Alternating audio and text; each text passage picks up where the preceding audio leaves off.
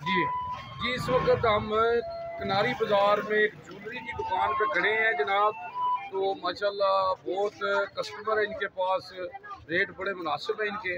और जनाब आए उनसे बात करते हैं। जी अस्सलाम वालेकुम जनाब, क्या हाल है जी?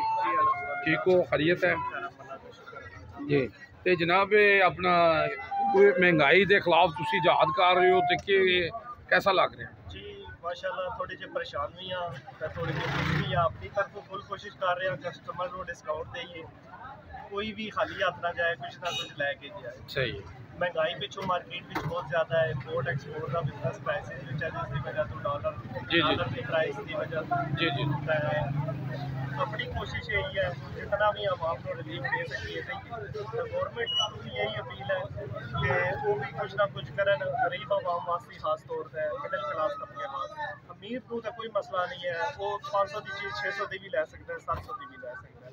लेकिन गरीब आवाम का थोड़ा जहा ख्याल, थोड़ा जहा एहसास करना चाहिए हर किसी ने, ना सिर्फ सानू दुकानदार बल्कि सब मुसलमानों भैन भरावां अगले पिछले जितने भी हैं उन्होंने रिक्वेस्ट रहता है, खास तौर पर गौरमेंट जितने एहलकार गौरमेंट साड़ी होगी, पंजाब गौरमेंट होगी, सूबाई इलाका जितने भी कौमी है, इन्होंने चाहिए गरीब का एहसास करें। यही कह सकते हैं जी। बहुत शुक्रिया जी।